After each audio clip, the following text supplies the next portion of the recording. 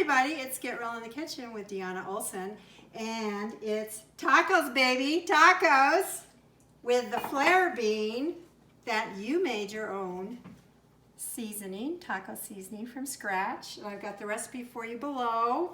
Very detailed, easy, all the types of spices you have on hand. This is not something that you're going to have to go out and search for. It's your chili powder and your onion powder and your oregano and just things you're familiar with. So what I did is I took the ground beef and, well, after I put the spices in and I mixed them around really good, and I took in this case, ground beef, and I pull it apart with my clean fingers so that you don't just need to put a big piece of ground beef in the pot and in the skillet. You want to give it so that makes it saute up so nicely and fast.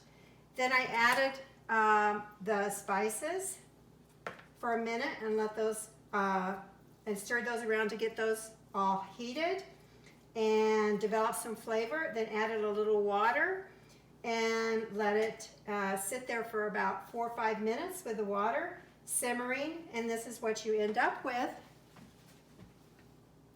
And to drain the grease, and you know, it's always a decision. What are you going to do? Are you going to use the leanest beef, the leanest ground beef? The thing is, if you do go with a very lean, it will not have as much flavor, and it will not have and you won't have fat. So I chose something that did have grease, 85%.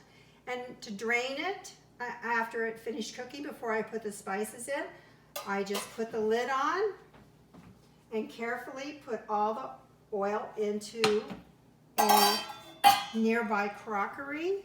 And that's what, I'm going to be honest, this is what you end up with. But now that all our fat's out of here.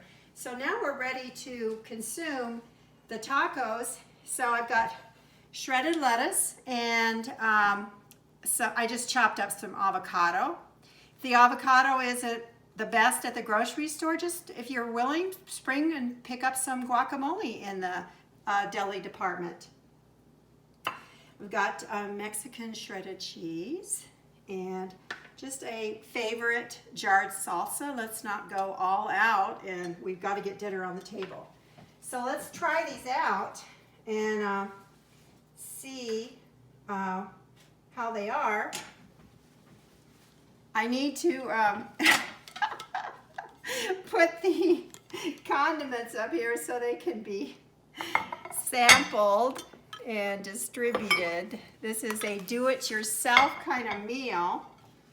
And another aspect is that if you have access to children and you've ever heard, and I guarantee you have, I'm bored, well, then you just tell them to search for those 8 or 9 spices in the spice cabinet and measure them out with the teaspoon and the half teaspoon, which will keep them busy for a very long time. And then make sure that they know they need to be careful with their measurements, and that's a good skill to develop, is being precise. And then tell them to put them back in the cabinet, the spices back in alphabetical order, and keep that. So that's all.